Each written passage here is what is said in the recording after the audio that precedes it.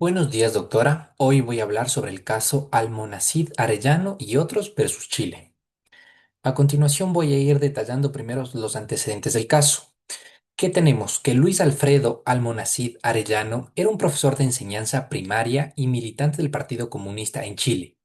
Exactamente el 17 de septiembre de 1973, apenas 6 días después del golpe de Estado que derrocó al presidente Salvador Allende, fue detenido por algunos militantes en la puerta de su casa, delante de su esposa y de su hijo.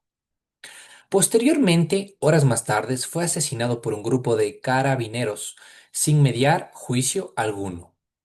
Pese a que se inició un proceso judicial, este fue sobreseído de forma definitiva por los tribunales chilenos, en virtud del decreto número 2191, o también conocido como la Ley de Amnistía, de 1978. Esta norma impedía procesar a agentes del Estado por crímenes cometidos entre 1973 y 1978, lo que bloqueó la posibilidad de investigar la ejecución del señor Almonacid.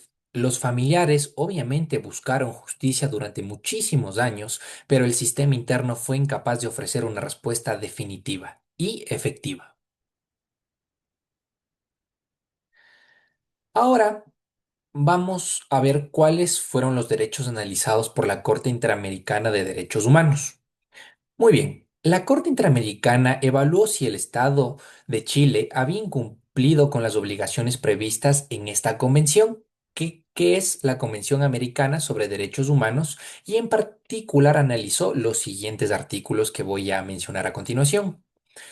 Tenemos el artículo 8, garantías judiciales, derecho de las víctimas y de sus familiares a acceder a un proceso justo y equitativo, con una autoridad competente, independiente y lo más importante, que esta autoridad sea 100% imparcial.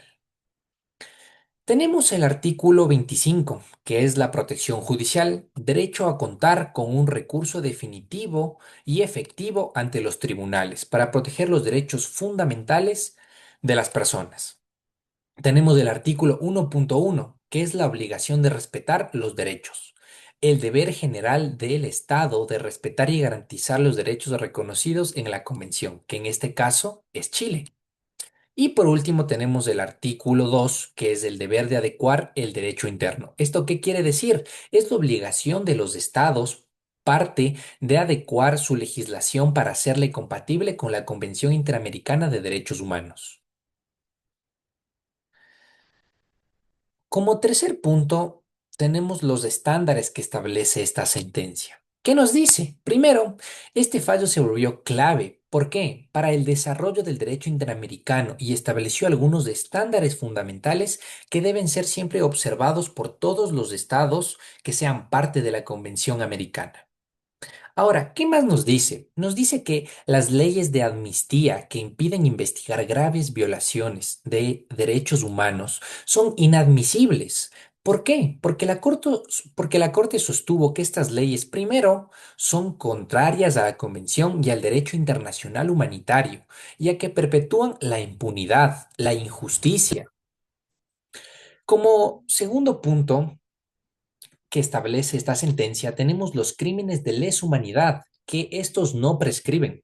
Al tratarse de delitos especialmente graves como ejecuciones extrajudiciales, tienen un carácter imprescindible y no pueden beneficiarse de amnistías ni de cualquier indulto.